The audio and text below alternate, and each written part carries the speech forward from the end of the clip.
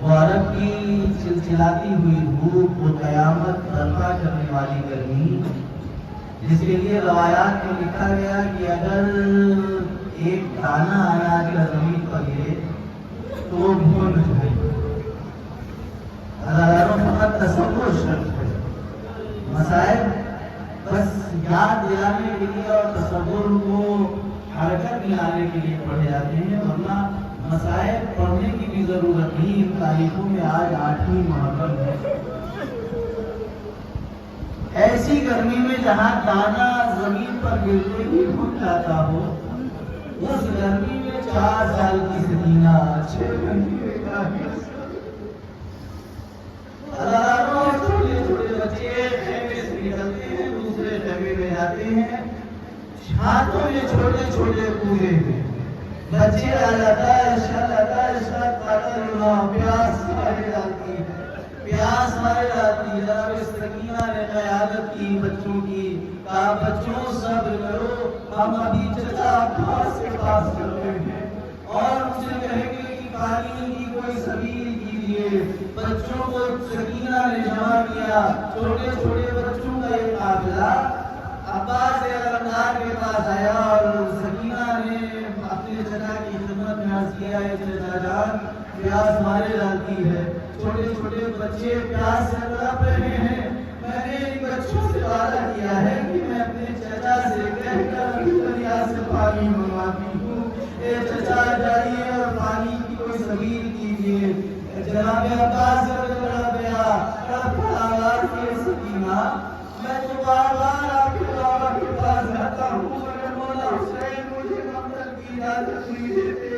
اے سکینہ اگر آپ مجھے مقتل کی اجازت دلا دیجیے تو میں پانی لے کر آ جاؤں۔ سکینہ دوڑتی ہوئی خیمے میں گئی، امام حسین علیہ السلام کے پاس، امام سے کہا کہ بابا بچے پیاسے ہیں، امو کو پانی لانے کی اجازت دیجیے۔ امام کے پاس جناب عباس آئے، امام نے رن میں جانے کی اجازت دی مگر اس شرط کے ساتھ کہ عباس جنگ نہیں کرنی ہے، فقط بچوں کے لیے سبیل آب کرنا ہے۔ بس ہزاروں علم تیار ہوا، سکینہ نے اپنے چھوٹے چھوٹے ہاتھوں سے عباس علمدار کے علم میں مشکلہ باندھا۔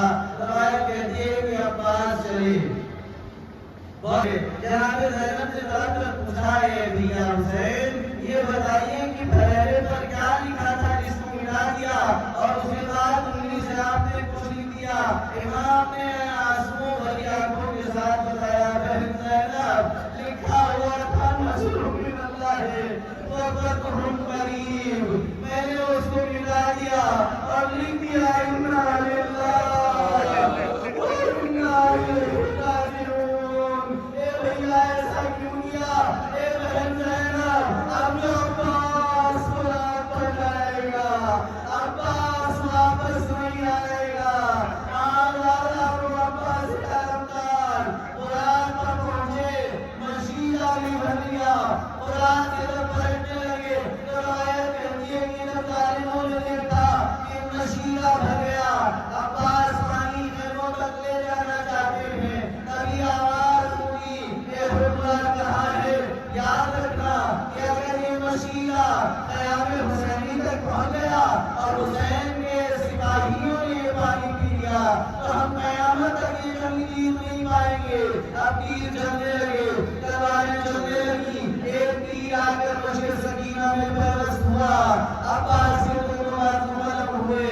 عباس نے آسمان کی طرف نظر اٹھا کر حسرت بھرا جملہ کہا اللہم انا تطہر حسین بن شان۔ اے پروردگار خیمے میں حسین کے بچے پیاسے رہ گئے، شاید یہی سبب ہے کہ ابھی تک جو گھوڑا خیموں کی طرف بڑھ رہا تھا عباس نے اسے پھر قرآن کی طرف موڑ دیا۔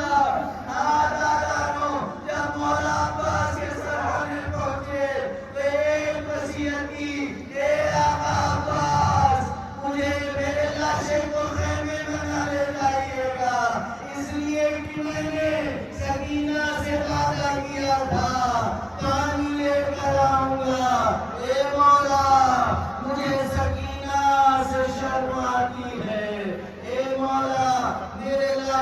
کو دریافت